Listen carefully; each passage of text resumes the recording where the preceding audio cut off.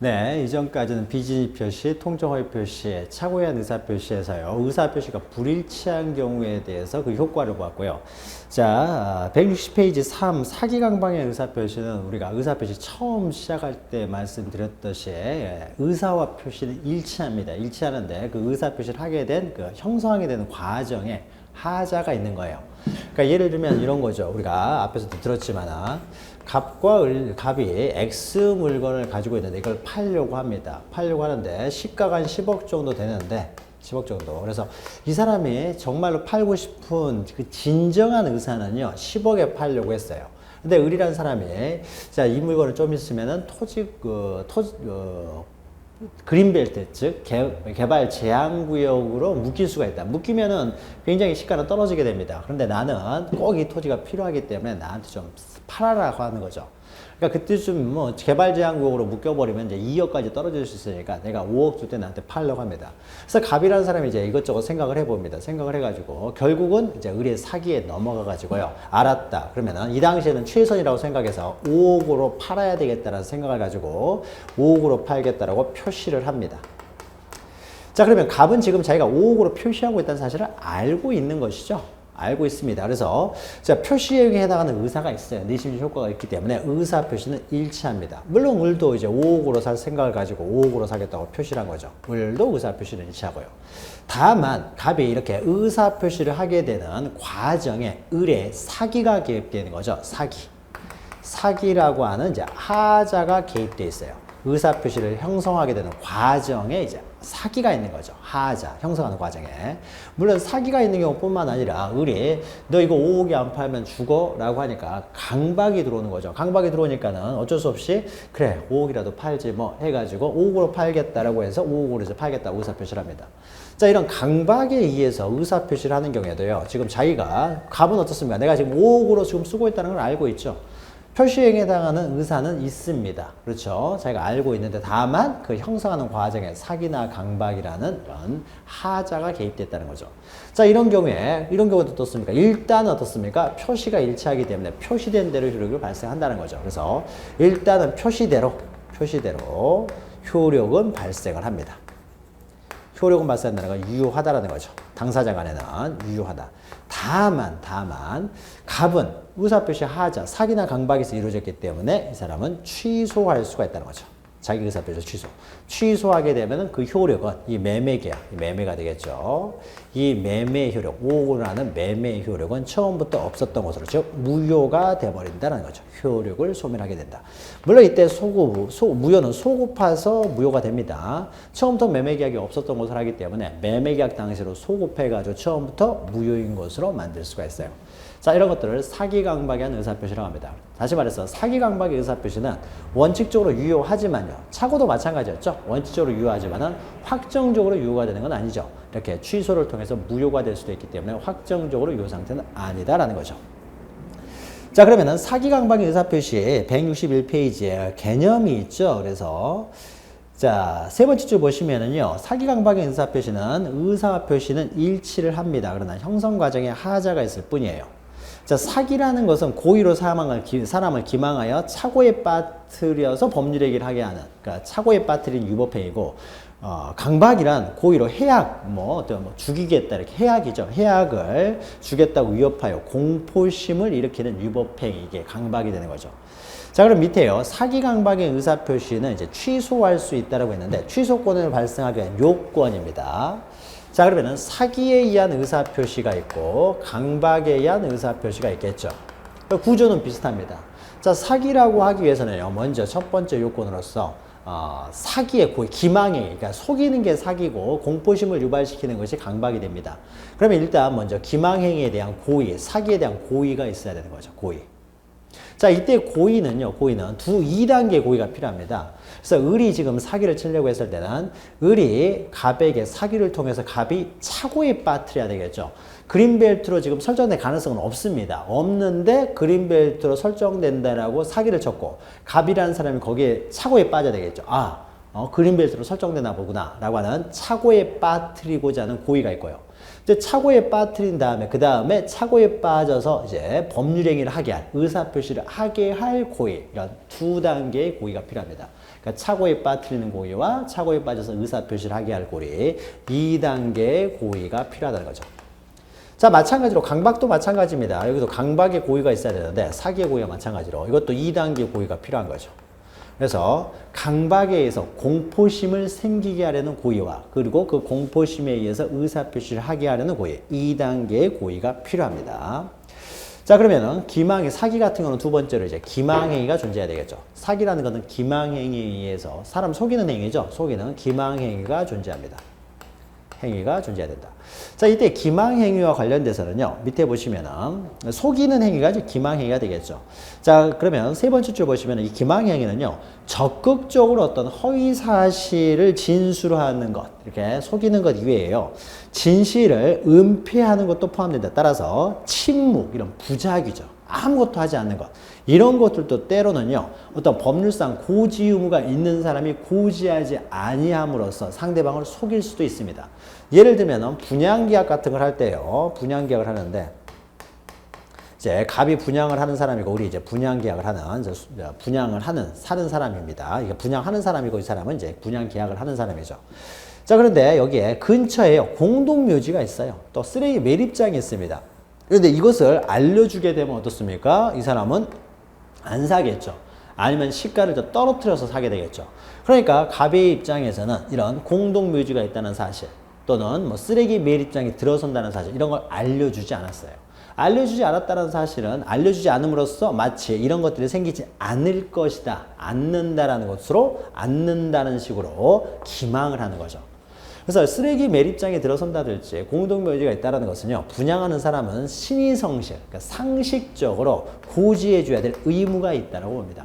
그런데 의무가 있는 사람이 의무를 이행하지 않았다, 즉 고지하지 않았다, 부작위, 침묵 그 자체가 어떻습니까? 이런 것이 없다라고 속이는 것이 되겠죠. 그래서 부작위나 침묵도 때로는 기망행위가 된다라는 겁니다.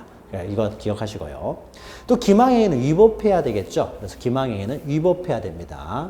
그래서 기망행위가 위법하다는 것은요, 위법하지 않은 기망행위, 그러니까 사람이요, 그러니까 거래를 하다 보면 약간 좀 속일 수 있어요. 그런데 이 속이는 정도가 사회적으로 용인 한도를 넘어가면 위법하다고 봅니다. 그러나 용인 한도를 넘어가지 않으면 이런 거는 위법하다고 보진 않아요. 그러니까 예를 들면 갑이 물건을 노점상인데 노점에서 물건을 파는데 양말을 팔면서 묶음을 양말을 팔면서 원가가 10,000원이라고 합니다. 원가가.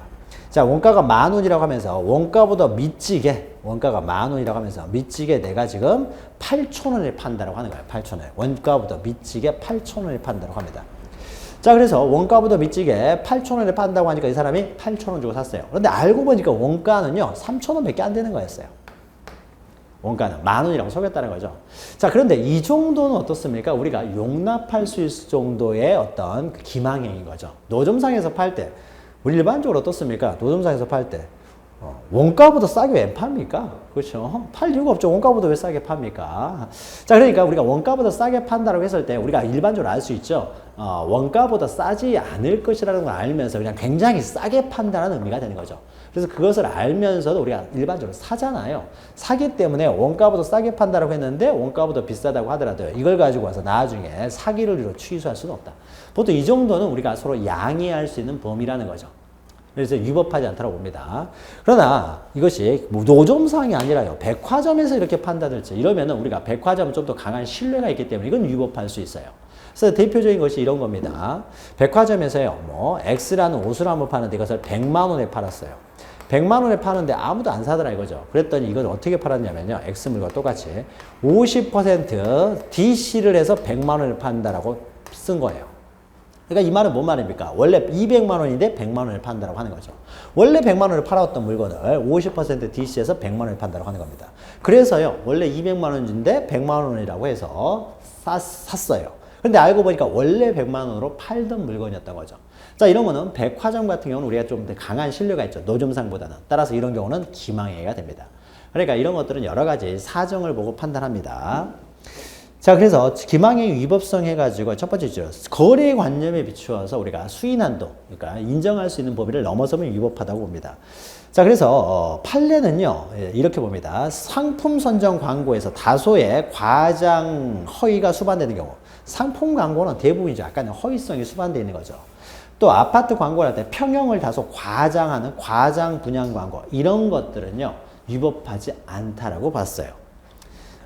그리고 또 나아가서 교환 계약이요. 물물을 교환을 할 때요. 자, 물건을 교환할 때는 내 물건을 좀 비싸게 부르는 게 인지상정이라는 거죠. 좀 비싸게 부르는 거.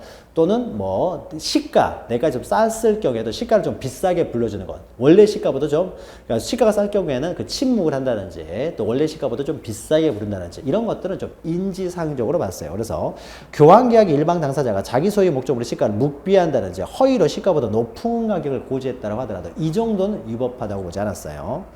자, 그런데 한편 이제 기망의 정도가 경미한 경우에도, 그 기망의 경우, 그래서 우리가 방금 했죠. 노점상의 원가보다 싸게 판다고 하는 것, 이런 것들도 위법하지는 않다고 봤어요. 자, 그런데요, 단 백화점의 변칙 세일, 방금 했던 거죠. 원래 100만 원에 팔던 것을 50% DC에서 100만 원에 판다. 이런 변칙 세일, 이런 것들은 위법하다고 봤습니다. 위법한 기망행위라고 봤어요. 자, 이런 판례가 있으니까 기억하시고요. 그 다음에 이제 위법한 기망행위에서 어떻습니까? 이 사람이 착오에 빠져야 돼요. 아무리 속였다고 하더라도요, 내가 그 갑을 속였습니다. 속였다고 하더라도요, 갑이라는 사람이 이런 의사를 형성하는 과정에요, 전혀 하자가 없었어요. 그러니까 이 사람의 속임수에 빠져서 의사표시를 한 것이 아니라 이 사람이 속이긴 속였는데요, 갑이 객관적으로 자기가 다 조사를 했어요. 이 사람이 전문가예요, 전문가. 속이긴 했다고 하더라도 전문가 입장에서 바라봐가지고 이것을 5억에 파는 게 지금 타당하다 생각해서 5억에 팔았습니다. 그러면은 을이 아무리 위법한 기망행위를 했다고 하더라도 이 사람은 착오에 빠진 게 아니죠. 자기가 독단적으로 판단을 한 겁니다. 그러니까 이 착오가요, 그러니까 위법한 기망행위에서 생긴 게 아니라는 것이죠. 그러니까 인과관계가 단절이 돼버리는 거죠. 그러면 이런 경우에는 착오에 의한 의사표시라고 보질 않습니다. 착오에 의한 의사표시가 아니다. 자, 그래서 착오에 빠져서 이제 착오에 빠져야 돼요. 자, 기망의 결과로서 착오에 빠져야 됩니다. 그러면 이때 착오 조금 이따 설명을 하죠. 착오라는 것은요, 자, 우리가 일반적으로 착오는 의사표시가 불일치하는 경우를 말해요. 그래서 표시상의 착오나 내용상 착오는 의사표시가 불일치하는 걸 말하기 때문에 사기나 강박은요, 의사표시가 항상 일치하는 것입니다. 그러면 어떤 의사표시가 일치하면서 동시에 불일치할 수 있습니까? 이건 불가능한 것이죠. 그래서 사기나 강박의 의사표시는 항상 일치하기 때문에 표시상 착오와 내용상 착오와는요, 경합될 수가 없어요. 표시상 착오와 내용상 착오는 의사표시의 불일치를 전제로 하기 때문이죠. 자, 그럼 여기서 착오라는 건 뭔 착오를 말하겠습니까? 무슨 착오? 우리가 착오의 종류 중에서 동기의 착오는 어떻습니까? 동기의 착오는 의사표시가 일치하면서 다만 그 의사표시를 하게 된 과정, 동기, 연유, 여기에 어떻습니까? 착오가 있는 것이죠. 그러니까 여기서 말하는 착오라는 것은요, 표시상의 착오나 내용상의 착오를 말하는 것이 아니라 동기의 착오를 말합니다. 동기의 착오는 의사표시가 일치를 전제로 하기 때문에 동기의 착오는 사기와 경합이 가능해요. 경합이 가능하다는 것은 양립이 가능하다는 거죠. 그러나 표시상 착오나 내용상 착오는 의사표시가 불일치한 것을 전제로 하기 때문에 사기의 의사표시와는 양립할 수가 없습니다. 그래서 착오, 동기의 착오에 빠져야 되고요. 그 다음에 다섯 번째로 이제 의사표시가 이루어지는 거죠. 착오에 빠져서 이제 의사표시가 이루어지는 거죠. 자, 그러면 이때 의사표시는 이렇게 일련의 인과관계가 이제 유지가 되겠죠. 인과관계의 원인에 따라서, 이런 원인에 따라서 이제 의사표시, 인과관계가 있어야 되겠죠. 그래서 착오에 의한 이제 의사표시가 있어야 되는 거죠. 다만 밑에 세 번째 줄을 보시면요, 인과관계는 표의자의 주관적으로 존재하면 됩니다. 그래서 인과관계요. 이제 인과관계가 존재해야 되는데, 인과관계. 그리고 이때 착오에 의한 의사표시에 있어서는요, 주관적으로 판단하는 거예요. 인과관계는 주관적으로 판단한다. 주관적으로 판단한다는 것은요, 만약에 을이라는 사람이, 우리 앞에서 잠깐 설명했죠. 아무리 사기를 쳤다고 하더라도요, 갑이 착오에 빠지지 않아 버리면 이건 착오에 의한 의사표시, 즉 사기에 의한 의사표시가 될 수가 없다는 거죠. 갑이 사기에 의한 의사표시는 갑의 의사표시가 일치하지만은 의사 형성 과정에 하자가 있기 때문에 취소할 수 있는 거예요. 갑의 주관적으로 보는 겁니다. 그래서 을이 아무리 사기를 쳤어도 갑에게 사기 강박에 대한 의사표시, 그러니까 여기 이 원인에 의해서 이 사람이 사기 강박, 즉 착오에 빠지지 않으면은 취소의 문제가 발생하지 않고요. 근데 을이 아주 간단한 사기를 쳤어요. 간단한 사기를 쳐서 웬만한 사람은 착오에 빠지지 않지만은 갑은 특별히 착오에 빠져버렸습니다. 자, 그러면은 갑은 어떻습니까? 동기의 착오에 의해서 의사표시를 했기 때문에 이것은 착오에 의한 의사표시, 즉 사기 강박에 의한 의사표시가 되어서 취소할 수 있어요. 따라서 주관적으로 판단하는 거죠. 자, 이것은 우리가 앞에서 했던요. 불공정한 법률행위와는 구별됩니다. 불공정한 법률행위는 무효가 되는 이유가 뭐 때문에 무효가 됐습니까? 상대방의 궁박, 경솔, 무경험을 을이 이용했기 때문에, 을이 나쁜 놈이기 때문에 이것은 무효가 되는 거예요. 그래서 과연 을이 나쁜 놈이냐 아니냐는요, 객관적으로 파악을 해봐야 되겠죠. 그래서 객관적으로 이제 파악을 해야 되기 때문에 궁박, 경솔, 무경험에 있어서 그때 경솔, 무경험은요, 객관적, 즉 일반인의 입장에서 파악을 합니다. 그래서 일반인의 입장에서 봤을 때 을이 그렇게 뭐 크게 이것을 이용한 것은 아니다. 그러면 을이 나쁜 사람은 아니기 때문에요, 이것은 불공정한 법률행위로 무효가 되는 것은 아닙니다. 그러니까 불공정한 법률행위에 있어서는 을이 나쁜 놈이냐 아니냐를 보기 때문에 보통인의 입장에서 파악을 하는 거예요. 그러나 사기 강박에 대한 의사표시는 지금 갑이 어떻습니까? 지금 과연 사기나 강박에 대한 의사표시를 하고 있느냐 안 하고 있느냐 이걸 보고 취소할 수 있느냐 없느냐를 파악하기 때문에요, 객관적으로 판단하는 것이 아니라 일반인의 입장에서 판단하는 것이 아니라 갑의 입장에서 주관적으로 판단을 한다는 겁니다. 기억하시고요. 그 다음에 양가 2번은 이제 강박에 대한 의사표시인데, 강박에 대한 의사표시도 마찬가지입니다. 자, 1 해가지고 강박이 고의했죠. 그 다음에 두 번째 이제 기망행위 대신해서는 강박행위가 있어야 되겠죠.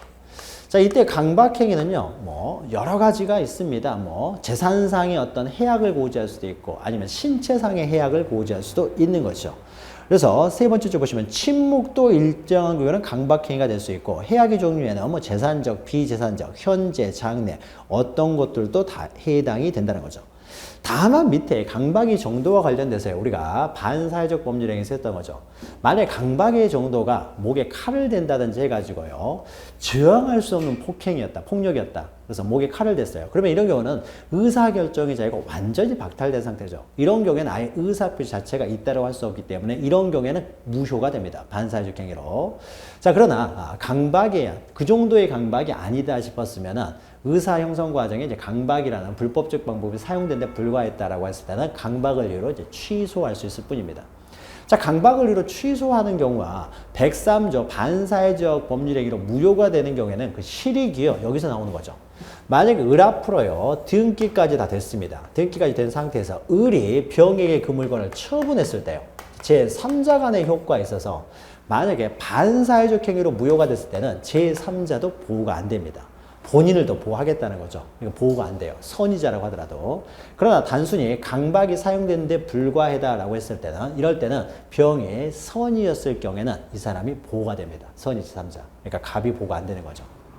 자, 이럴 때는 이제 갑이 목에 칼이 들어와서 넘겼어요. 이러면 갑이 잘못이 없잖아요. 그러니까 이때는 본인을 더 보호해야 되겠죠. 그러나 사기나 강박, 법률행위 의사표시를 하는 과정에서 이런 사기나 강박이 이루어졌을 때는 갑에게도 어느 정도 처분행위가 있었던 거잖아요.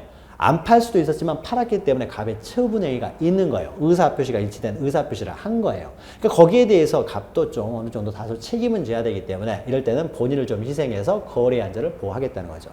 그래서 사기 강박에 의한 의사표시에 있어서는 선의의 제3자가 보호되지만 반사회적 법률행위, 불공정한 법률행위 같은 경우는 이 사람을 더 강하게 보호해야 되기 때문에 선의자라고 하더라도 보호가 안 됩니다. 이런 점에서 실익이 있는 거예요. 자, 그리고요. 자, 방가로 3번 보시면은 이것도 마찬가지입니다. 강박행위가 이제 위법해야 되는 거죠. 위법성. 강박행위라는 것이요, 그러니까 사회적으로 용인된 범위를 넘어섰을 경우에 강박이 있는 거지, 좀 이렇게 큰 소리 좀 쳤다고 해서 이걸 강박행위라고 볼 수는 없는 거죠. 그러니까 사회적으로 용인된 범위 내에서 이루어졌으면 강박행위라고 보지는 않습니다. 그래서 밑에 두 번째 줄 보시면 예컨대 부정행위에 대한 고소고발. 부정행위에 대한 고소고발은요, 정당한 권리 행사이기 때문에 이런 경우는 강박이라고 볼 수 없어요. 다만 이런 것도 부정한 이익을 목적으로 했을 때는 강박이 됩니다. 그래서 정당한 어떤 행위에는 부정한 이익을 목적으로 하는 것이 아니라면은 이건 정당한 권리 행사니까 위법이 있다라고 할 수 없고요. 그러나 부정한 이득을 목적으로 했을 때는 이런 경우에는 강박행위가 된다는 거죠. 또 목적이 정당하더라도 행위나 수단이 부당할 경우에는 또 강박이 될 수가 있습니다. 자, 그리고 네 번째는요. 여기서는 사기 같은 경우는 상대방이 이제 사고를 일으켜야 될 것이고, 여기는 강박에 의해서 이제 공포심을 일으켜야 되겠죠. 공포심. 근데 아무리 강박을 했는데도 상대방이 공포심을 일으키진 않아요. 오히려 불쌍하다라고 해서 그냥 팔아줬어요. 그러면 이것은 강박에 의한 공포심에 의해서 의사표시란 것은 아니죠. 의사 형성 과정에 하자가 있었던 건 아니기 때문에 이런 경우는 강박에 의한 의사표시를 취소할 수는 없다는 거죠. 그래서 공포심을 의해서 의사표시를 했다는 거죠. 그러니까 공포심에 대한 의사표시는 어떻습니까? 이런 것도 주관적으로 판단한다는 거죠.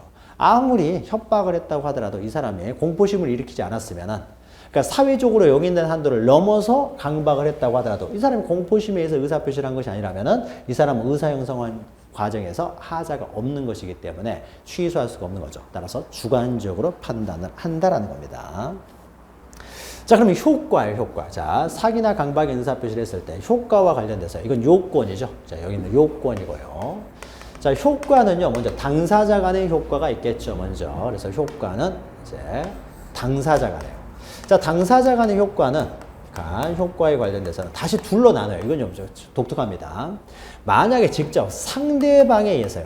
상대방에 의한 사기 강박이었을 때요. 사기 강박이었을 때.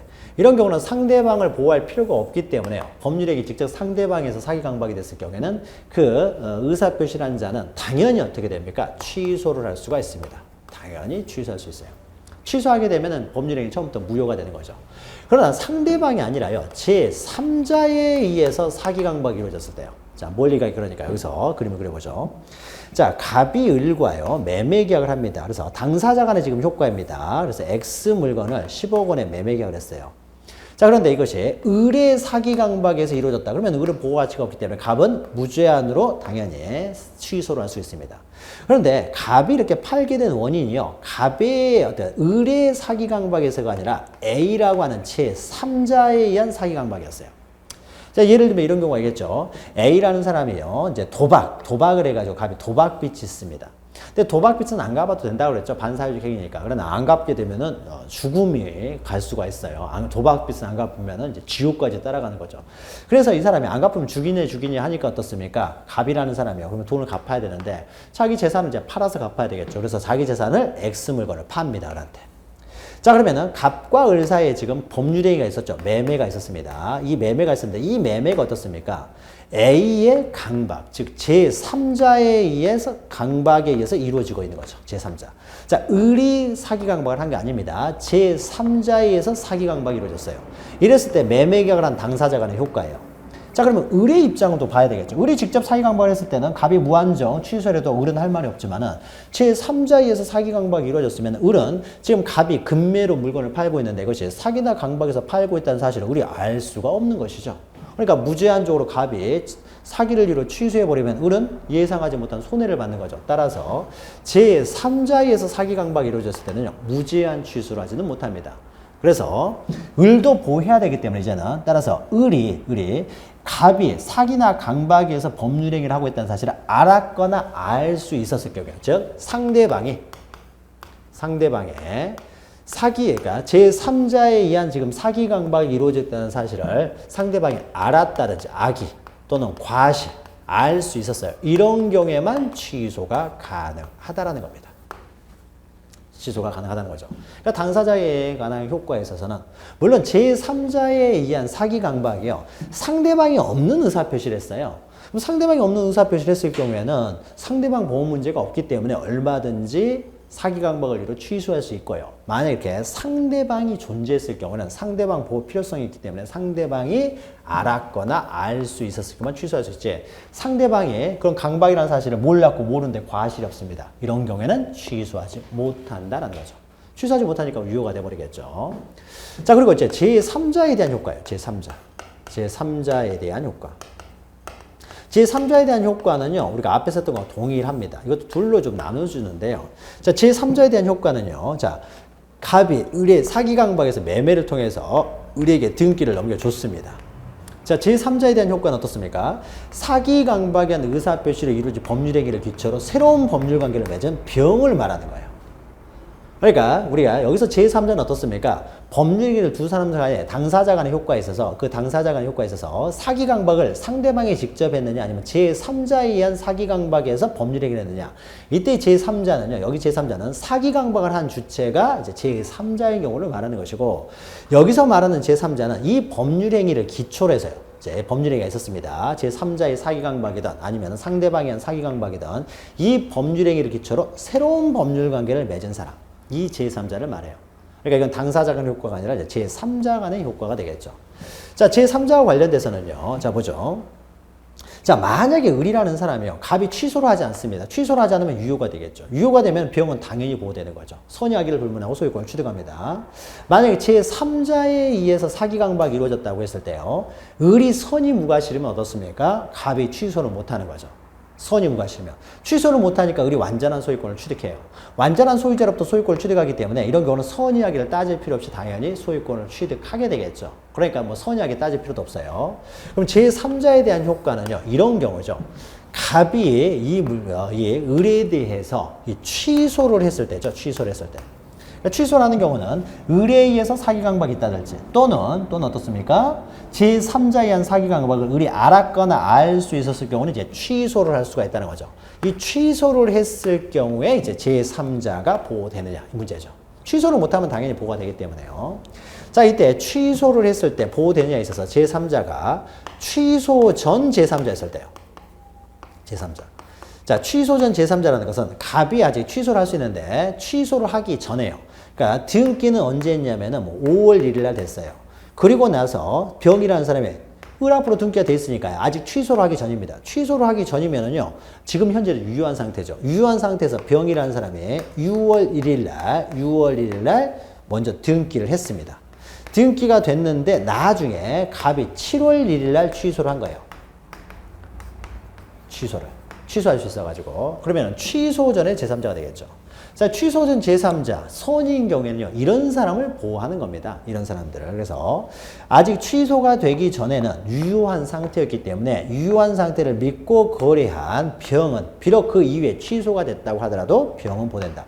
이 취소에 소급표가 있어가지고 매매계약을 4월 1일 날 해가지고 4월 1일 날 했던 이 매매계약을 취소했다라고 하더라도 비록 취소했다고 하더라도 병은 아직 취소 전에 소유권을 취득한 사람이기 때문에 이 사람은 보호하겠다는 거죠. 그래서 취소 전 제3자면은 이 사람이 선인 경우는 당연히 보호를 합니다.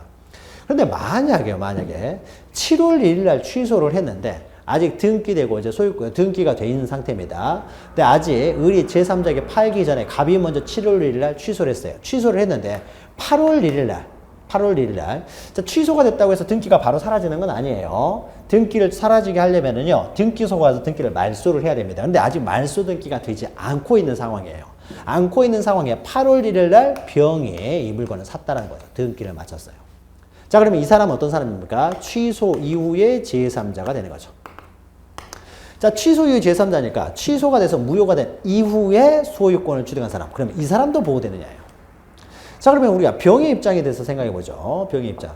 자, 병의 입장에 생각했을 때 우리는 등기만 보고 사잖아요. 그러니까 취소가 됐다는 거. 이게 매매계약에 의해서 사기에 의한 매매계약이고 취소가 되었다는 사실. 이런 건 알 수가 없는 거죠. 우리가 일반적으로 등기만 보고 사니까요.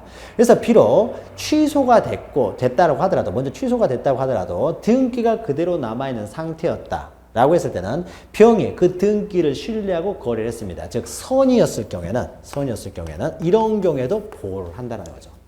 그래서 갑이 취소를 했을 때는 빨리 등기를 말소를 시켜야 되는 거죠. 근데 말소를 시키지 않은 상태라면은 거래 안전을 위해서. 그러니까 갑이 잘못했잖아요. 사기나 강박에 의해서 처분행위를 했고 취소를 했으면 빨리 이것을 말소를 해야 되는데 말소하지 않고 있다는 갑의 어떤 잘못이 있기 때문에 이때는 갑을 좀 이렇게 보호를 덜 하더라도 거래 안정을 더 보호하겠다는 거죠. 그래서 선의의 제3자인 경우에는 이 제3자가 선의자였을 경우에는 취소 전이건 이유건 상관없이 다 보호가 된다는 겁니다.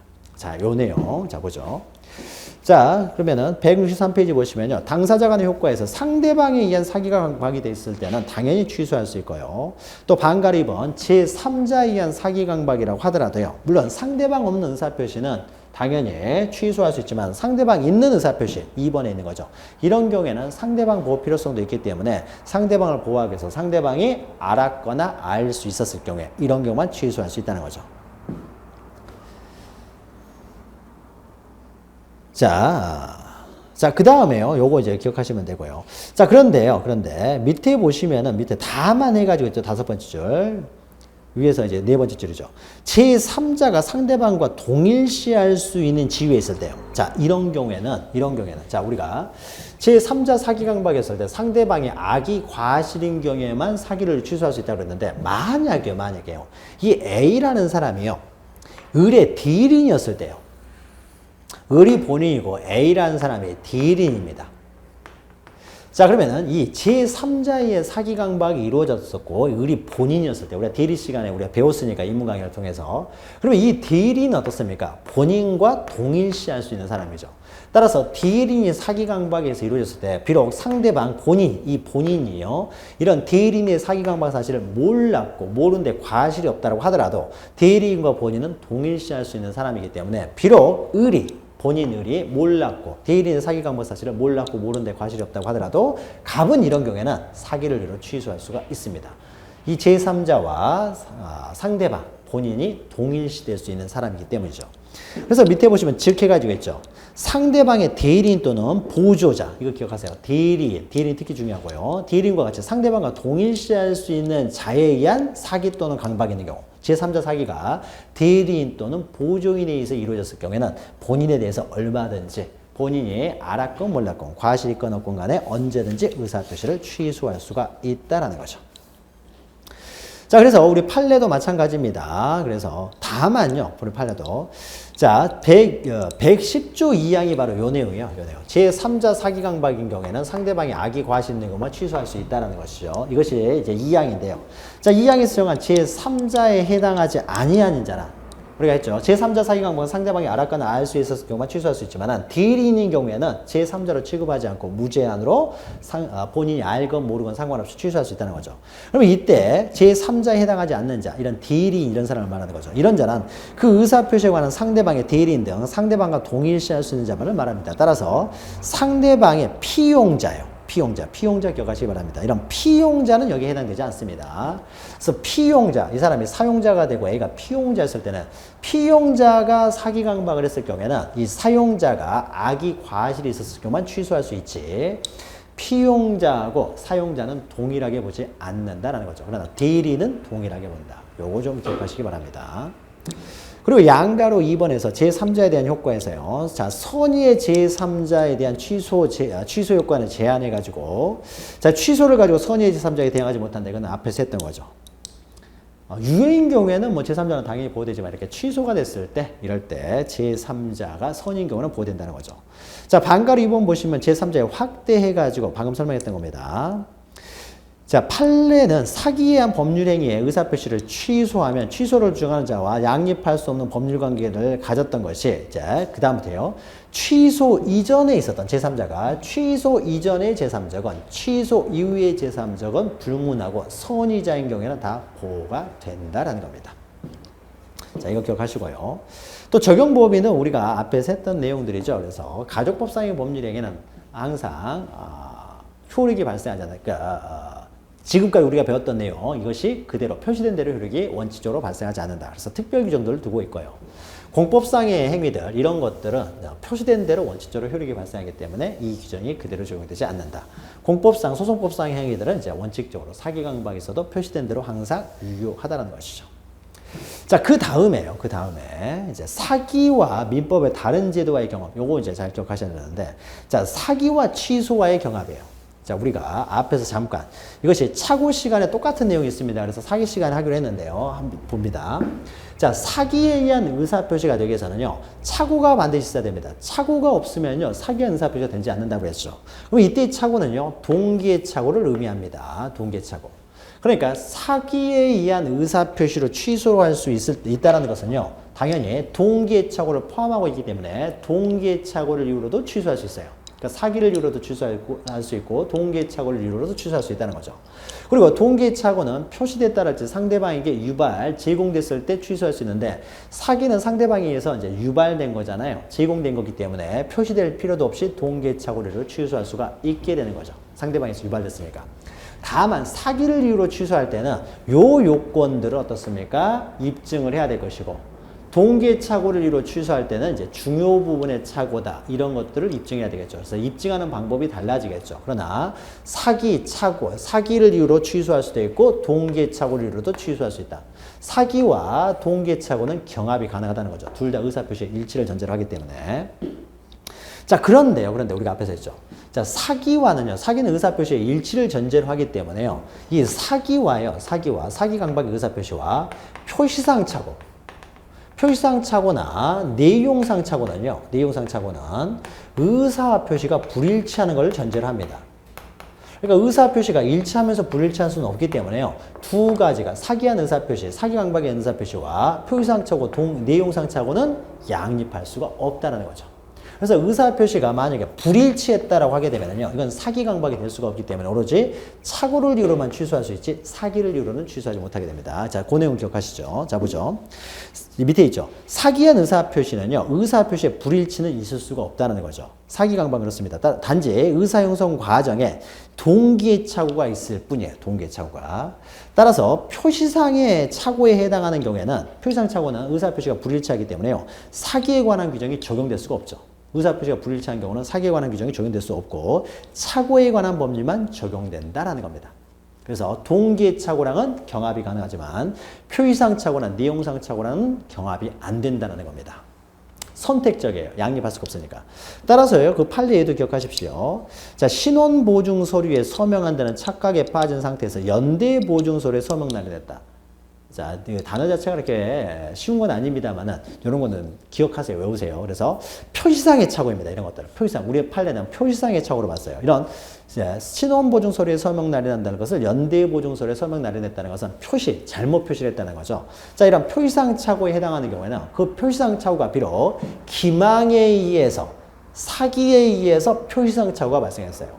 자, 그러면은 기망에서 표시상 착오가 발생했다는 것은 의사표시가 불일치한다는 것이 됐다는 거죠. 의사표시가 불일치하기 때문에요, 비록 상대방의 사기에 의해서 이루어졌다고 하더라도 사기에 의한 의사표시는 적용될 수가 없다. 오로지 표시상 착오에 관한 법리만 적용됩니다. 그래서 사기에 의한 취소는 할 수 없고 이런 것들은 오로지 착오를 이유로만 취소할 수가 있다는 것이죠. 그리고 양가로 2번은요, 담보 책임과의 경합인데 담보 책임은 우리가 시험 범위를 넘어서고 그 다음에 시험 나올 가능성이 좀 적기 때문에 양가로 1번 잘 기억하시면 됩니다. 이건 넘어가고요. 또 양가로 3번은요, 불법행위와의 경합해서요. 자, 위법한 행위에 의해서 이루어졌기 때문에 불법행위를 이유로 손해배상을 청구할 수도 있습니다. 그래서 불법행위 손해배상이랄지 착오를 이유로 취소하는지 이건 선택적으로 행사할 수가 있습니다. 자, 그러면요, 세 번째 줄 보시면 불법 행위로 인한 손해배상을 청구하기 위해서는 의사표시를 반드시 취소할 필요는 없습니다. 취소하지 않고 불법 행위 손해배상을 청구할 수도 있어요. 예를 들면 이런 거죠. 우리가 아까 분양계약을 하는 과정에서 여기에 쓰레기 매립장이 있습니다. 공동묘지가 있음에도 불구하고요. 자, 그래서 이 무엇을 말하지 않고 분양을 했어요. 그러면은 이 갑이 분양을 하는 과정에서 을이라는 사람이 이것을 10억 주고 샀습니다. 근데 만약에 쓰레기 매립장이 있고요, 알았더라면은 쓰레기 매립장이 있기 때문에 시가는 7억밖에 안 됩니다. 근데 이런 게 없었다면 10억의 시가가 되지만은 쓰레기 매립장, 공동묘지가 있기 때문에 시가는 7억밖에 안 되는 거예요. 그런데 을이라는 사람이 그걸 모르고 고지를 안 해줬기 때문에 부작위한 사기에 의해서 10억 주고 산 거라는 거죠. 자, 그럼 이때요, 을이라는 사람은요, 10억 주고 산 것을 당연히 취소할 수가 있어요. 취소를 하고 10억 다시 돌려달라고 할 수가 있고요. 아니면 을이라는 사람이 다시 그러면 또 취소하게 되면 새 집 알아봐야 되잖아요. 10억 받아가지고. 그러니까 안 되겠다. 그냥 살자라고 하는 거죠. 이사가 귀찮으니까. 그럼 어떻습니까? 살자라고 하게 되면 7억짜리를 10억 주고 산 거잖아요. 그러니까는 취소를 하지 않고요. 7억 주고 취소를 하지 않고 10억 주고 산 것을 그대로 취소를 하지 않고 그 차액이 3억이 되잖아요. 3억 원에 대한 손해배상만 청구할 수도 있습니다. 그러니까 취소해서 10억을 달라고 할 수도 있고 아니면 취소하지 않고요. 그냥 살면서. 그럼 시가 7억밖에 안 되기 때문에 살면서 3억 원의 손해배상만 청구할 수도 있어요. 그러니까 여기서 어떻습니까? 불법행위로 손해배상을 청구하기 위해서 반드시 취소해야 되는 건 아니라는 거죠. 취소하지 않고 살면서 3억 원의 손해배상을 청구할 수도 있다는 거죠. 자, 그러면 취소를 하게 되면 10억 원에 대한 부당이득 반환 청구를 할 수 있겠죠. 부당이득 반환 청구를 하는 거죠.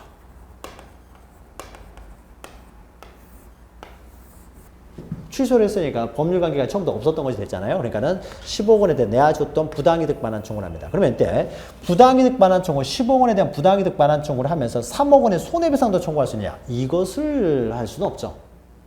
이건 선택적으로 행사할 수 있는 거죠. 그래서 취소하고 부당이득 반환 청구를 하든지 취소하지 않고 불법행위 손해배상을 청구하든지 이건 선택적인 것이지 10억 취소하고 10억 달라고 하면서 3억 원에 대해서 또 손해배상, 시가차익을 또 손해배상으로 청구할 수는 없는 것이죠. 그래서 선택적으로 행사할 수 있다는 겁니다. 자, 그것이 한편 해가지고 밑에 네 번째 줄 팔래요. 자, 법률행위가 사기한 것이어서 취소되는 경우에 법률행위가 동시에 불법행위를 구성할 때는 취소 효과로 생기는 불법행위 손해배상 청구권과 부당이득 반환 청구권이죠. 이 부당이득 반환 청구권과 불법행위로 인한 손해배상 청구권을 경합하여 병존하는 것이므로 채권자는 어느 것이라도 선택하여 행사할 수 있다. 선택하여 행사할 수 있지만은 중첩적으로 행사할 수는 없다는 겁니다. 이걸 선택적으로 행사할 수 있지 중첩적으로 행사할 수 없다. 자, 그러면 우리 사기 강박에 한 의사표시까지 보았습니다. 자, 사기 강박에 한 의사표시에 관한 효력을 보았죠. 자, 그 밑에는 사에서요, 의사표시 효력 발생의 시기인데 이것은 그렇게 어려운 내용은 아니기 때문에 간단하게 또 우리가 인문 강의 시간에 또 효력 발생에 대해서는 자세히 보았기 때문에 간단하게 정리하고 보죠. 자, 그러면 의사표시가 완전하게 효력을 발생하기 위해서는요, 이렇게 의사표시가 일치하고 사기나 강박이 하자가 없어야 됩니다. 자, 이것을 기본 전제로 해서 의사표시가 효력을 발생하기 위해서는요, 그 의사표시가 상대방에게 도달해야 효과가 발생하는 거죠. 물론 상대방이 있는 의사표시죠. 자, 갑이라고 하는 사람의 을에게 의사표시를 합니다. 자, 을에게 의사표시를 할 때는 일단 그 의사표시가 완전히 효력을 발생하기 위해서는 의사표시가 일치하고 하자가 없어야 된다. 그리고 상대방이 있는 의사표시 같은 경우는 적어도 상대방에게 도달하여야 효력이 발생하는 거죠. 물론 상대방이 있는 의사표시가 아니라면요, 갑이라는 사람이 자신의 의사표시를 표백을 하게 되면 외부적으로 나타낸다는 거죠. 표백을 하면 바로 효력이 발생하는 거예요. 그러나 상대방이 있는 의사표시는 어떻습니까? 상대방의 의사표시를 하기 위해서는 표백한 내용을 발신을 해야 될 것이고, 발신한 내용이 상대방에게 도달해야 될 것이고, 도달한 상태에서 을이라는 사람이 요지, 그 내용을 인식을 하는 거죠. 자, 이런 과정을 통해서 의사표시가 진행이 되는 거죠. 자, 그러면은 의사표시가 효력을 발생을 해야 완전하게 효력이 발생하는데 언제를 갑의 의사표시에 효력 발생 시기로 볼 것인가에 있어서 우리가 인문 강의 때 했던 거죠. 상대방이 있는 의사표시에 있어서 표백한테 효력이 발생해버리면 너무 표의자에게 치중한 것이 될 것이고, 효력 발생 시기를 요지한테, 요지라는 것은 도달한 이후에 을이라는 사람이 구체적으로 인식한 때를 말하는 거죠. 자, 인식한 때 효력이 발생한다 하게 되면은 너무 그 상대방, 이 사람 표의자죠, 지금. 표의자, 상대방에 너무 치우친 효력 발생 시기가 되어버립니다.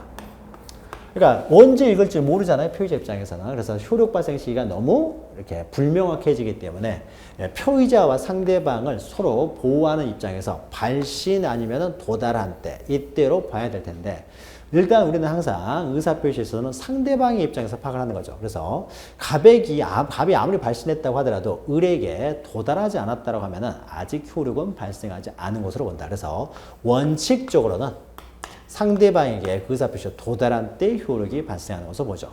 그러나 예외적으로 여러 사람에게 뭐 의사표시를 한다든지 또는 특별히 이 표의자를 보호할 필요가 있었을 경우에는 발신한 때로 봅니다. 그래서 이것은 예외고 이것은 원칙이죠.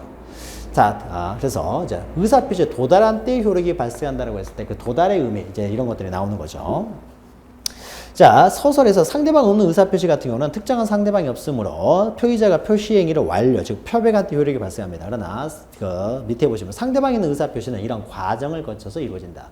그러면 언제 우리가 효력이 발생한다고 볼 것이냐 있어서요. 그와 관련돼 가지고 우리 민법에 규정되고 있는데 언제 효력이 발생한 것으로 볼 것이냐는 발신이냐 도달이냐에 따라서 도달주에 따르면 을이 보호가 될 것이고 발신주에는 갑이 보호가 되는 거죠. 자, 이런 건 이런 것 때문에 생기는 거죠. 발신과 도달 사이에요, 연착이 됐다랄지 또는 도착하지 않아 버렸어요. 발신을 했는데 연착됐다랄지 불착이 됐을 때 도달하에 효력이 발생하게 되면 상대방 입장에서 효력은 발생하지 않는 거죠. 근데 발신주에 따져버리면 을에게 도달하기도 전에 연착, 불착, 도달하지 않았다고 하더라도 효력을 발생을 해버리는 거죠. 그러면 이런 경우에는 갑에게는 유리하지만 을한테는 불리한 거죠. 그래서 언제 효력을 발생할 것으로 볼 것이냐. 그럴 것은 바로 연착, 불착의 불이익을 누가 부담할 것이냐의 문제로 귀결이 되는 것이죠. 귀결이 됐을 때. 자, 그와 관련해서 우리 민법은 도달주의를 원칙으로 하고 있다는 거죠. 자, 그리고 맨 밑에 보시면요. 이렇게 의사표시 효력 발생 시기는요. 준법률 행위 중에서 뭐 의사의 통지나 관념의 통지, 그러니까 뭐 최고 이런 것들도 똑같이 유추적으로 합니다. 그래서 우리가 최고의 대표적인 것은 제한 능력자 상대방의 제한 능력자 측에게 취소할래, 추인할래라고 그 확답을 촉구하는 것이 있었죠. 이런 것들을 최고라고 합니다. 그럼 최고도 마찬가지예요. 상대방이 발신을 하고 도달을 하면 그때부터 효력이 발생한다는 거죠. 발신할 때 효력이 발생하는 것이 아니라. 그래서 무능력자 측에서는 한 달 안에 추인 또는 어떻습니까? 취소 의사표시를 발신을 해야 되는데 그 한 달이라는 기간을 계산할 때는 무능력자, 제한 능력자 측에 상대방의 최고가 도달한 때부터 계산한다는 거죠. 도달하여야 효력이 발생하기 때문에. 그래서 준법률행위도 유추적으로 한다는 것이고요. 자, 넘기시면 이렇게 이제 상대방의 의사표시 효력 발생 시기와 관련돼서 우리 민법은 자, 1 보시면은 자, 상대방의 의사표시는 그 통지가 상대방에게 도달한 때로부터 효력이 발생한다. 그래서 도달주의를 원칙으로 하고 있어요. 그래서 양가를 1번 보시면 도달주의를 원칙으로 한다. 다만 두 번째 줄 보시면 이건 임의 규정이라는 겁니다. 그래서 당사자 특약에서 발신한 때 효력으로 발생한 것으로 해도 상관이 없다라는 거고요. 자, 이때 도달해야 된다라고 했을 때 도달의 의미가 나오는 거죠. 자, 도달의 의미라는 것은 이 사람이 완전히 인식했을 때를 의미하는 것이 아니라 인식 가능한 상태가 되면은 도달했다고 보는 것이죠. 그래서 메일로, 이메일로 만약에 벌신을 했을 경우에는 을의 우체통에 들어오게 되면은 현실적으로 읽었느냐 안 읽었느냐 상관없이 지금 읽을 수 있는 상태가 됐잖아요. 인식하는 상태가 됐기 때문에 도달하면 우체통에 들어오면 바로 도달한 걸로 본다. 그때부터 효력은 발생한다는 거죠. 그래서 요지를 했느냐 안 했느냐 이것은 중요한 내용이 아니라는 거죠. 따라서 해가지고 있죠. 그래서 상대방이 주소기 있다 상대방의 사실상 요지 가능한 장소인 거소, 관청, 사무소 등의 우편함에 투입되거나 본인 이외에도 동거하고 있는 가족, 고용인처럼 상대방을 위하여 수령을 이해할 수 있고 사실상 본인에게 전달 가능할 수 있는 상태가 인정이 되면은 도달한 걸로 취급을 한다라는 거죠. 도달. 자, 밑에 내용은 중요한 내용은 아닙니다. 그래서 도달의 의미 잘 기억하시면 되죠. 사실상 인식할 수 있는 상태. 인식해야만 도달한 것이 아니라 인식할 수 있는 상태가 되면 도달했다. 자, 이 보시면 입증 책임과 관련돼서요. 자, 의사표시는 항상 효력을 주장하는 사람이 입증을 하기 때문에 자, 도달했다라는 주장은요. 누가 하겠습니까? 의사표시 효력을 주장하는 사람은 갑이 되겠죠. 내가 의사표시를 했고 을에게 도달했기 때문에 효력은 발생했다라는 것은 바로 표의자가 주장을 할 테니까요. 도달했다는 입증 책임은 표의자가 집니다. 그러니까 표의자가 도달했다는 걸 입증 책임을 지는데 이럴 수가 있잖아요. 자, 을이라는 사람이 도달을 했어요. 편지가 들어오자마자 도달을 했는데 이걸 찢어서 없애버렸습니다. 자, 찢어서 없애버리고 나서 을이라는 사람이 난 도달 안 했다라고 해버리면 갑이 도달했다는 걸 어떻게 입증하겠습니까? 자, 이럴 때요. 이럴 때 만약에 우편을 보냈을 때요. 요새는 이제 그 핸드폰이 다 녹음 기능이기 때문에 전화로 하게 되면은 뭐 쉽게 되겠죠. 전화를 하면서 의사표시를 하면서 어떻습니까? 녹음을 해버리면 의사표시를 한 것이 그대로 딱 드러나겠죠. 입증을 할 수가 있죠. 그런데 편지를 썼다라고 하면은 편지를 도찰해서 을이라는 사람이 바로 찢어서 없애버리면은 도달했다는 걸 어떻게 입증하느냐에 있어서요. 만약에 갑이, 그래서 우리가 보통 이렇게 의사표시를 이렇게 할 때는요, 서면으로 할 때는요, 내용증명이랄지 등기우편으로 보내는 거죠. 그래서 내용증명이나 등기우편으로 갑이 보냈습니다. 자, 내용증명 등기우편으로 보내게 되면은 을이 확인을 하죠. 받는 사람을 확인하고 그 사람한테 전해주고요. 만약 그 사람이 없으면 어떻습니까? 거기에 살지 않으면 바로 반송이 되겠죠. 그래서 반송이 되지 않았다라는 건 뭐겠습니까? 일반적으로 도달했다라고 볼 수가 있는 거죠. 그래서 자, 오른쪽에 보시면 내용증명 우편 또는 등기 우편으로 발생을 했는데요. 반송이 되지 않았어요. 반송이 되지 않았으면 특별한 사정이 없는 한 도달했다라고 추정을 해줍니다. 도달한 것으로 보여요. 그러다 만약에 등기 우편이나 그 내용증명 우편으로 보내는 것이 아니라 일반 우편으로 보냈어요. 보통 우편으로 보냈습니다. 자, 보통 우편으로 보내게 되면요. 을에게 도달하지 않았을 경우에도 이것이 반송이 안 되는 거죠. 우리 집에 들어오는 편지에 함에 들어와 있는 거, 주소가 잘못 도착한 것들이 꽤 있습니다. 그런 거 반송 안 해주잖아요. 그러니까 반송이 안 됐다고 해서 반드시 의뢰에게 도달했다고 볼 수는 없다는 거죠.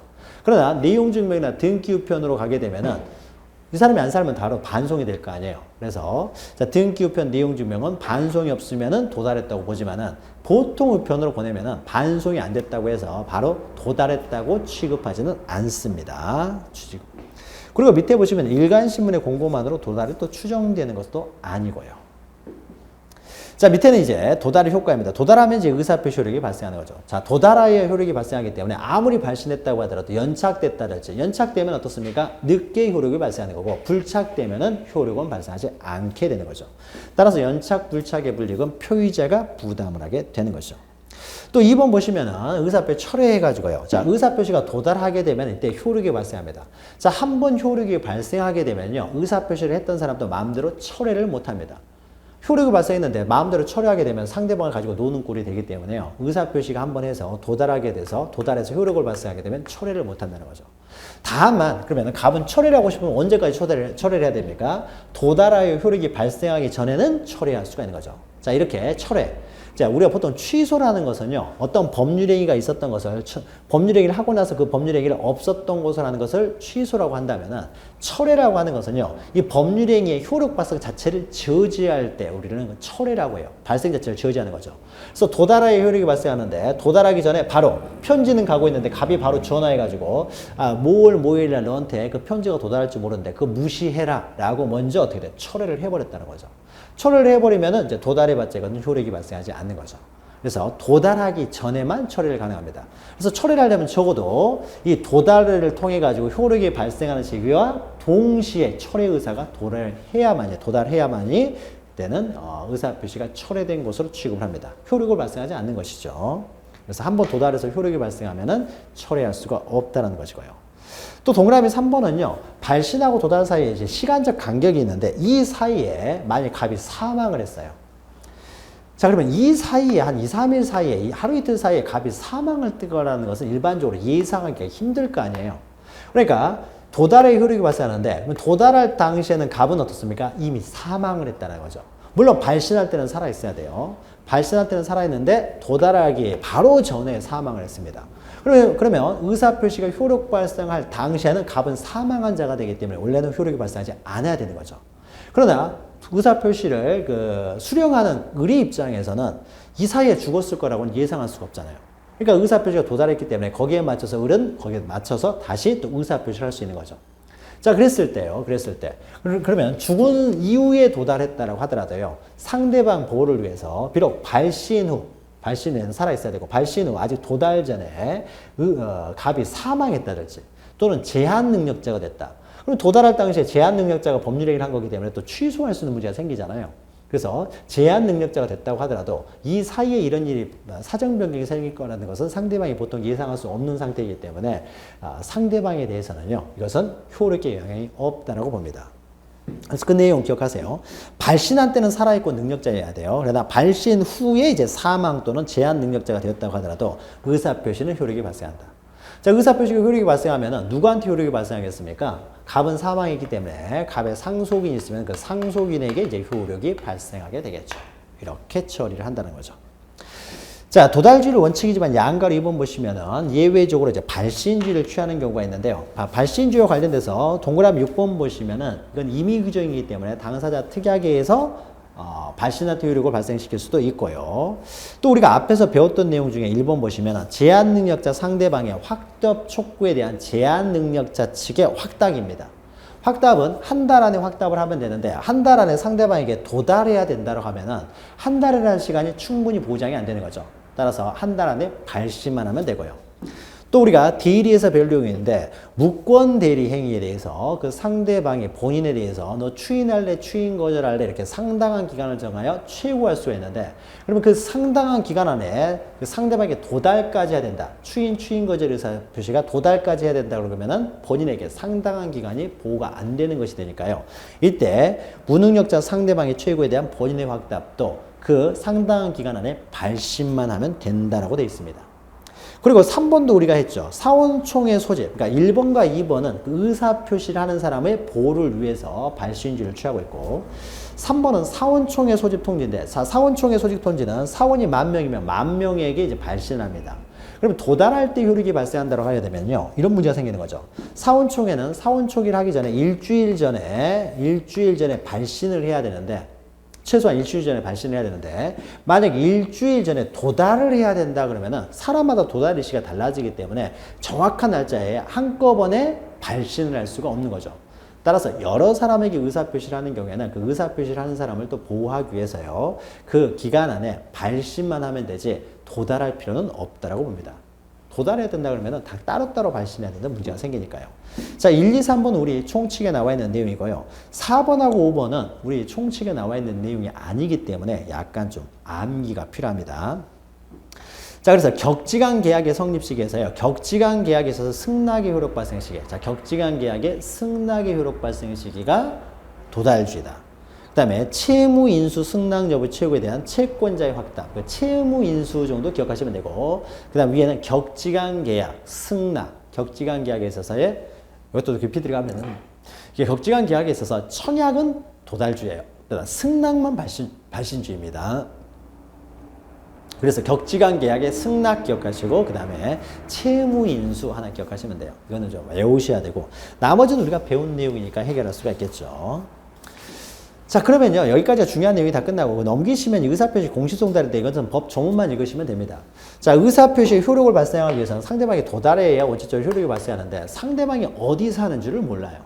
의사표시는 반드시 해야 되는데 상대방이 어디 사는지를 모릅니다. 그래서 과실 없이 알지 못할 때 이럴 경우에는 의사표시를 하는 방법으로 공시송달을 이용할 수가 있습니다. 그래서 법 조문만 기억하세요. 표의자가 과실 없이, 이게 중요합니다. 과실 없이 알지 못하거나 상대방의 소재를 알지 못하는 경우에, 과실 없이 상대방을 알지 못하거나 소재를 알지 못하는 경우에, 이런 경우에는 그 의사표시는 민사소송법에서 규정하고 있는 공시송달 방법에서 송달할 수가 있다. 공시송달 방법은 민사소송법이 있기 때문에 우리가 알 필요 없고요. 과실 없이 모르는 경우에는 공시송달 방법을 이용할 수가 있다는 겁니다. 만약 여기서 시험 문제 나오면 요거 하나 기억하시죠. 양가로 2번 보시면은 공시송달의 방법 효력 발생 시기에서요. 세 번째 줄 보시면 이렇게 공시송달 하게 되면은 법원 게시장에 올려놓게 되는데 법원 게시장에 올려놨을 때 바로 효력이 발생한다고 하면은 법원 게시장을 읽는 사람은 거의 없으니까요. 그래서 적어도 이제 시간적 여유는 줘야 되기 때문에 2주가 경과하면은 효력이 생긴다라고 되어 있습니다. 게시장에 공시송달을 한때 바로 효력이 발생하는 것이 아니라 2주가 흐르면은 이 사이에는 볼 수도 있는 거 아니냐 해서 2주 후에 효력이 발생한다라는 거죠. 자, 그리고 4번은요, 이것도 법 조문만 좀 기억하시면 되는데, 자, 의사표시를 갑이 의뢰게 합니다. 그러면, 자, 법률행위를 효력을 발생하는 의사표시를 함에 있어서는 갑이 어떻습니까? 제한 능력자가 아니어야 되는 거죠. 제한 능력자가 의사표시를 할 때는 법정 대리인의 동의가 있어야 의사표시가 확정적으로 유효한 것이죠. 자, 그러면은 이제 의사표시를 할 때는 제한 능력자는 동의를 얻어서 해야 됩니다. 그래서 동의 없이 이루어지면은 제한 능력자 측에서는 취소를 안 할 수도 있으니까 유효를 주장할 수도 있고 취소를 할 수도 있는 거죠. 그럼 반대로요. 적극적으로 법률행위, 의사표시를 하는 자가 제한 능력자가 아니라 의사표시를 받는 자. 자, 갑은 제한 능력자가 아닌데 을이 제한 능력자였을 때, 상대방이 제한 능력자였을 때. 그럼 상대방에 대해서 이제 법정 대리인 A가 있다고 해보죠. 자, 그러면은 제한 능력자, 미성년자한테 의사표시를 하고 나서 바로 완전 유효하게 효력이 발생해 버리면은 미성년자가 이제 예측하지 못한 손해, 불이익을 받을 수가 있는 거죠. 따라서 미성년자에게 의사표시를 했을 때요. 제한 능력자에게 이렇게 의사표시를 했을 때는 이것도 완전하게 효력은 발생하지 않는다. 이것은 능동적으로 이루어진다, 수동적으로 의사표시를 받는 데하고 똑같은 겁니다. 그래서 적극적으로 의사표시를 했을 때 법정 대리인의 동의가 없었을 경우에는 취소할 수가 있고, 물론 취소를 안 하고 유효를 주장할 수 있어요. 마찬가지로 제한 능력자가 의사표시를 수령했을 때도요. 제한 능력자 측에서는 의사표시의 유효를 주장할 수도 있고 아니면은 의사표시의 부도다를 주장할 수도 있습니다. 효력이 발생하지 않았다는 것도 주장할 수 있고 이 사람이 적극적으로 의사표시를 한 건 아니기 때문에 취소를 할 수 있는 건 아니고요. 자기가 의사표시를 한 건 아니기 때문에 의사표시를 취소하는 문제가 아니라 의사표시 효력이 발생하지 않았다라고 주장할 수도 있고 또는 이 사람은 의사표시 효력을 발생을 주장할 수도 있습니다. 다만 제한 능력자에게 의사표시가 왔다라고 하더라도요. 법정 대리인이 알았을 경우에 그럼 법정 대리인이 알았으니까 이제는 의사표시 효력을 주장할 수가 있습니다. 여기서 동의를 얻었을 때 취소할 수 없듯이 법정 대리인이 알았으면 이제는 의사표시 효력을 주장할 수 있다. 자, 법 조문만 좀 기억하시면 돼요. 자, 112조 보시면은 의사표시 상대방이 의사표시를 받은 때, 자, 상대방이 의사표시를 받을 때 이 사람이 제한 능력자인 경우. 그래서 제한 능력자, 모든 제한 능력자는 모두 수령 무능력자로 취급합니다. 그래서 수령 능력이 있는 사람에게 의사표시가 수령이 됐을 때 완전히 효력이 발생하는 것이지 수령 능력이 없는 사람들에게는 완전 효력이 발생하지 않는다. 그러면 이런 수령 무능력자는 제한 능력자를 모두 수령 무능력자로 봅니다. 그래서 제한 능력자인 경우에는 의사표시자는 그 의사표시로서 대항하지 못한다. 그 대항하지 못한다는 것은 갑은 그 의사표시 효력을 주장하지 못한다. 갑이 주장하지 못하는 것이지 을이 적극적으로 의사표시 효력을 주장할 수는 있고요. 또는 을은 거꾸로 또 의사표시가 효력이 발생하지 않았다는 것도 주장할 수 있고요. 선택적으로 주장할 수 있다는 거죠. 다만 상대방이 제한 능력자의 법정 대리인이 의사표시 도달을 안 경우에는 이 법정 대리인이 알았기 때문에 이제 의사표시 효력을 도달을 주장할 수 있다. 효력을 주장할 수 있다라는 것이죠. 자, 물론 여기서는 이제 제한 능력자에 대해서만 나왔는데요. 의사 무능력자도 마찬가지가 되겠죠. 똑같이 유치 적용을 하게 되겠죠. 자, 이것은 그 법 조문만 기억하시면 될 것 같습니다. 자, 그러면 여기까지 해서요. 여기까지 해서 의사표시에 관한 내용을 모두 마치고요. 다음 시간부터는 대리에 관한 법률에 대해서 좀 살펴보도록 하겠습니다. 자, 잠시 후에 뵙겠습니다.